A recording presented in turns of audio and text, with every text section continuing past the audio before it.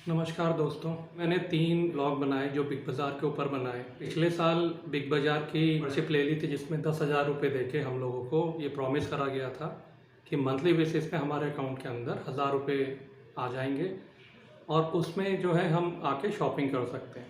Big बाज़ार का option काफ़ी बेटर था। इसके प्राइसेस जो हैं बाकियों के कंपैरिजन में काफ़ी ज़्यादा डिस्काउंटेड होते थे। 500 रुपये के ऑर्डर पे होम पे डिलीवरी हो जाती थी और सेम डे डिलीवरी हो जाती थी। उसमें भी मल्टीपल ऑप्शंस होते थे, जितना मैं ध्यान कर पा रहा हूँ हर 2 घंटे के बाद का ऑप्शन होता था। हमें तो काफ़ी बेहतर लगा ये ऑप्शन और हम लोगों ने ले लिया। उन्हें इनिशियली एक्सप्लोर कर ली थी कि यहाँ की जो लोकल मार्केट है, जैसे यहाँ पे बगल में सिटी प्लाजा है, वो तो एमआरपी पे ही सारा सामान सेल करते हैं। तो अगर थोड़ा सा ऑर्गेनाइज होके या प्लान वे में हम शॉपिंग करें अपनी, तो हमें काफ़ी अच्छा डिस्काउंट मिल सकता था और उसके लिए हमें कहीं जाने की ज़रूरत ही नहीं है। गौर सिटी से अगर मैं मॉल में जा रहा हूँ तो करीबन 2 किलोमीटर का वो पड़ता है और सैटरडे संडे में वो लोग 60 रुपये की पार्किंग लेते हैं। तो इस चीज़ का कोई सेंस बनता नहीं है। और अगर बिग बाज़ार हमें फ्री में डिलीवरी, होम डिलीवरी दे रहा था तो उसमें कोई दिक्कत नहीं थी। तो मुझे तो काफ़ी बेनिफिशियल लगा और इसकी मेंबरशिप मैंने ली। बिग बाज़ार जो है रिटेल चेन के अंदर एक काफ़ी बड़ा नाम हुआ करता था, शेयर मार्केट पे लिस्ट था। तो ऐसा कोई डाउट किसी के मन में आएगा नहीं कि कंपनी बंद हो जाएगी। 2019 से शायद ये बात चल रही थी कि अमेज़ॉन जो है उसका एक्विजिशन करना चाहता है और उसके बाद क्या कंट्रोवर्सी हुई मुझे लगता नहीं कि आम पब्लिक के नाते हमने भी कभी इतना ध्यान दिया इस पर, कुछ फोकस करा हमने। बट बाद में जो न्यूज़ आने लगी उसमें ये सुनाई देने लगा क्योंकि रिलायंस जो है काफ़ी एग्रेसिवली रिटेल के अंदर आना चाह रहा था। और मैक्सिमम इस तरीके के बड़े जाइंट क्या करते हैं कि ये ऐसी कंपनियां जो प्रॉब्लम्स में होती हैं इन कंपनियों का एक्विजिशन करती हैं। रिलायंस का जो एक्विजिशन का काम चल रहा था, मेरे ख्याल से मुझे लगता है किशोर बियानी जी जिनकी ये कंपनी है बिग बाज़ार, फ्यूचर रिटेल और बाकी बहुत सारे भी वेंचर्स हैं, इसके एक्विजिशन की बात काफ़ी हद तक डन हो गई थी। बट जो लोग मेरा पुराना ब्लॉग देख रहे होंगे उन्हें ये पता होगा कि मैंने ये मेंशन करा था कि एक मीटिंग बुलाई गई थी जिसमें लेंडर्स ने डिनाई कर दिया था रिलायंस के साथ मर्जर को। अब ये जो लेंडर हैं ये हमारे और आपके जैसे लेंडर नहीं, आम पब्लिक की बात नहीं कर रहे हैं। प्रॉफिट क्लब होल्डर के मनाते हम लोग जो है पार्टनर्स हो जाते हैं। बट पार्टनर्स का रेशो कितना है हमारा?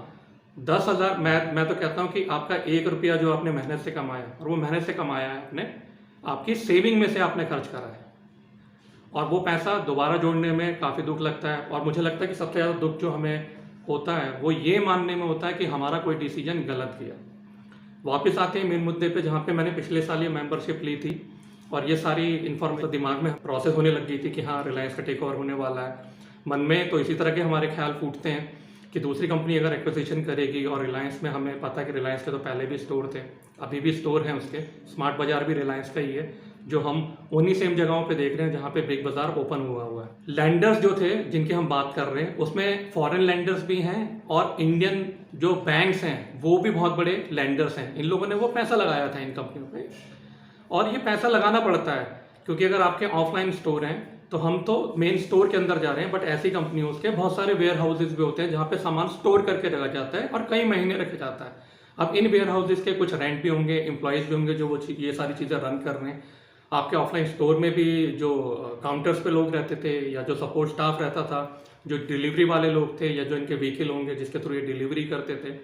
और 2020 मार्च के बाद जब हमने देखा कि एक ग्लोबल पेंडेमिक आई, कोरोना का जो कहर वो पूरी दुनिया में टूट पड़ा, तो स्पेशली जो रिटेल बिजनेस था ये तो बहुत ज़्यादा इम्पैक्ट हुआ इसके अंदर। और जो कंपनी प्रॉब्लम में चल रही थी वो सस्टेन नहीं कर पाई क्योंकि उनके तो वेयर हाउसेज हैं, उनके इंश्योरेंस जा रहे हैं, उनके एम्प्लॉयज़ के पैसे जा रहे हैं। मार्च के आसपास मुझे ये हिंट लगी कि ये लेंडर्स के साथ मीटिंग होने वाली है और जब मैंने ये मेंबरशिप ली थी तो उसी वक्त मैंने उनसे ये सवाल पूछा था कि अगर मुझे कभी ये हुआ कि मेरा ट्रांसफ़र हो जाता है तो मुझे ये बताया गया कि मैं अपने प्रॉफिट क्लब को लेके आऊँ, कुछ कैंसिल चेक लेके आऊँ और अपने जो है फ़ोटो आईडीज़ वगैरह इसके साथ सबमिट कर दूँ, फॉर्म फिल कर दूँ तो मेरा रिफंड प्रोसेस हो जाएगा। 2022 मार्च में ये इन्फॉर्मेशन मुझे लगी कि रिलायंस इसका टेक ओवर करने वाला है। तो मुझे हल्का सा ये डाउट हुआ था कि जब भी ये एक्विजिशन इस तरीके की चीज़ें होती हैं यूजुअली 2 साल का टाइम लेती हैं। अब जो भी बड़ी कंपनी इसका एक्विजिशन कर रही है उसके ऊपर है कि वो एग्जिस्टिंग इंगेजमेंट को ऑनर करे या नहीं करे, तो वहाँ पे एक रिस्क था। तो मेरा मन उस वक्त हुआ था कि मैं जाऊँ और अपने कैंसिल चेक वहाँ प्रोवाइड करवा के अपना रिफंड ले लूँ। पर बैकेंड पे मुझे ये इन्फॉर्मेशन भी थी कि ये जो लेंडर है ये प्रेशर बना रहे हैं बैंकरप्सी फाइल करने का, क्योंकि इंडिया के अंदर हमारे यहाँ पे बैंक्स का पैसा काफ़ी ज़्यादा डूबा है, चाहे हम किंगफिशर एयरलाइंस की बात कर नीरव मोदी की अगर हम बात कर लें तो वो लोग भी काफ़ी पैसा डुबा के जो बैंक को कल गबन करके चले गए। आरबीआई ने ऐसी बहुत सारी पॉलिसीज बनाई हैं जिन पे बैंकों को टाइट रहना पड़ता है, बहुत सारे ऑडिट्स हुए हैं, पेनल्टी भी लगती है और रिकरिंग ऑडिट होते हैं इनके, तो बैंक्स के ऊपर भी प्रेशर रहता है। तो बैंक्स जो ये मेजर लेंडर थे, इन लोगों की चाहत यही थी कि ये बैंकरप्सी फाइल करे। आपको एक चीज़ क्लियर कर देता हूँ मैं यहाँ पे कि एक्विजिशन एक अलग प्रोसेस है जिसमें एक बड़ी पेरेंट कंपनी आके चाइल्ड कंपनी को खरीद लेती है, और जो बैंकरप्सी की बात कर रहे हैं वहाँ पे हम दिवालियेपन की बात कर रहे हैं। इसका मतलब ये हुआ कि अगर जो कि इनकी कोर्ट होती है जहाँ पे ये सारे दिवालिया मामले जाते हैं कंपनीज के, अगर वहाँ पे ये चीज़ एक्सेप्ट हो जाती है तो उसकी प्रॉपर प्रोसेसिंग होगी, उसकी 5 या 6 स्टेजेस होती हैं, जहाँ पे तो रिक्वेस्ट सबमिट होती है लेंडर्स के थ्रू, वो रिक्वेस्ट एक्सेप्ट कर ली जाती है और फिर उसके बाद जो है उसमें 2 लोग अपॉइंट होते हैं जो ये सारा प्रोसेस आगे बढ़ाते हैं। कोई एक एसेसर अपॉइंट होगा जो उनके एसेट की वैल्यूएशन करेगा, जो भी देनदारियाँ होंगी उस हिसाब से वो कैलकुलेट करके देखेंगे कि भाई कितना पैसा बनता है और कितना जो है चुकाया जा सकता है। लेंडर ये कह रहे हैं कि ये कंपनी अब सस्टेन नहीं कर सकती। इससे बचने के जो ऑप्शन मुझे पता है, मतलब जो मैंने सुना है वाले पार्ट में, या तो एग्जिस्टिंग कंपनी बैंकों को ये भरोसा दिलाए और रीस्ट्रक्चरिंग करे। रीस्ट्रक्चरिंग यानी अपने मैनेजमेंट के अंदर भी वो चेंज करे, पैसा कहीं से उठाए, उसके पास ऐसी कोई लैंड हो जिसको वो सेल कर पाए, कोई ऐसे एसेट हो जिसको वो लिक्विडेट कर पाए और उसके थ्रू उसके पास पैसे आए। बैंकरप्सी की नौबत कब आती है? आपने एक अमाउंट उठाया है, उसका बैंक जो आपको इंटरेस्ट लेगा तो प्रिंसिपल भी होता है और उसका एक इंटरेस्ट भी होता है। तो अगर आप इंटरेस्ट देने में भी प्रॉब्लम कर रहे हैं तो बैंकों को तो ये पता है कि आप प्रिंसिपल अमाउंट भी नहीं दे पाएंगे। तो रीस्ट्रक्चरिंग की जरूरत यहाँ पे होती है, जहाँ पे आप उनको एक प्रॉमिस करते हो, अपने इस तरीके की चीज़ों को, अपने एसेट्स को लिक्विडेट करते हो और ये बैंकों को भरोसा हो जाता है कि आपके पास रीस्ट्रक्चरिंग का प्लान है और आपकी कंपनी रिवाइव कर सकती है।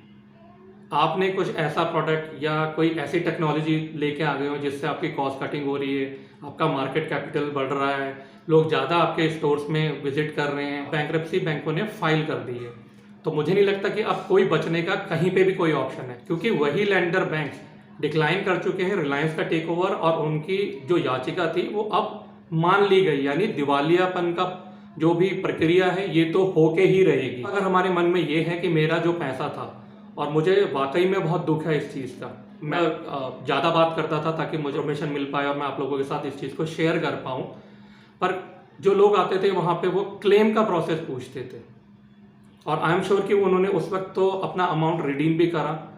और हम शायद ये भी बोल सकते हैं कि काफ़ी सारे लोग ऐसे भी हो सकते हैं जो शायद ऑनलाइन स्टोर पे ही भरोसा करते थे। जैसे मैंने अपने इनिशियल ब्लॉग में बताया था कि उनकी जो वेबसाइट थी वो डाउन हुई, मैंने उनके कस्टमर केयर पे फ़ोन करा तो उन्होंने मुझे बोला कि हमारा नया इंटरफेस लॉन्च हो रहा है और आप लोग वेट करिए। तो हो सकता है काफ़ी लोग इस वेटिंग के चक्कर में रह गए, 4-6 महीने उन लोगों ने शॉपिंग नहीं करी और दिख रहा है उनका 6,000 10,000 अमाउंट। और ये वाकई में बड़ा ही सुन के या पढ़ के मुझे दुख होता है जब मेरे व्यूअर्स कहते हैं कि हमारा 10,000 फंस गया, हमारा 6,000 फंस गया है। मैं सहानुभूति व्यक्त करता हूँ उन लोगों के साथ, बट मुझे लगता नहीं कि अब कोई और ऑप्शन है हम लोगों के पास। तो यहाँ पे प्रैक्टिकल होने की ज़रूरत है।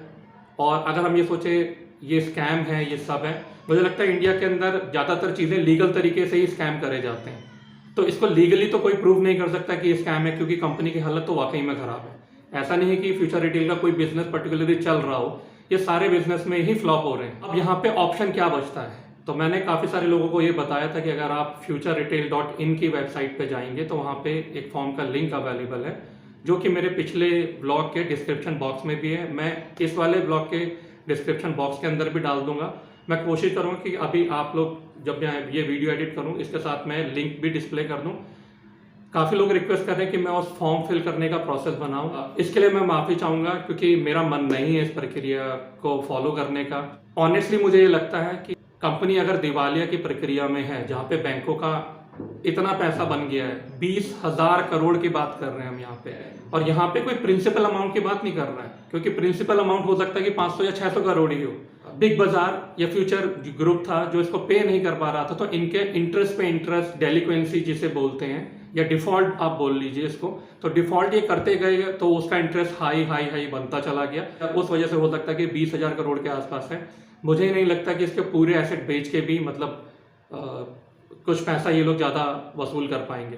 तो पहला हक तो लेंडर्स का बनेगा, ये सीधी बात है। उसके बाद जो मैंने आपको बोला था कि जो कंपनी की मेजर स्टेक होल्डर हैं उनके पास प्रेफरेंस शेयर होते हैं, और वो प्रेफरेंशियल शेयर हम उसको बोलते हैं। तो उसके अंदर प्रेफरेंस होती है, यानी जो इक्विटी शेयर मार्केट के अंदर ट्रेड हो रही है उनको तो सबसे लास्ट में ऑप्शन मिलता है, क्योंकि अगर आप प्राइमरी होते तो आपको फिर बोनस भी आपको मिलना चाहिए था। तो ये सारी जो प्रक्रिया होगी जिसमें ऑडिटर बैठेंगे, ये देखेंगे कि इसके जनरल रिजर्व कितने हैं। उसकी उम्मीद तो मुझे बिल्कुल ज़ीरो ही है। जनरल रिजर्व तभी होता है जब कंपनी कैश में बैठी होती। हाँ, जिन लोगों के साथ मैंने बात करी जब मैं लास्ट टाइम स्टोर में गया था, तो वहाँ पे उन्होंने, आगे मैं बता रहा हूँ, ऑफलाइन बोला है, किसी ने वीडियो के सामने आके कंफर्म करने से मना कर दिया है।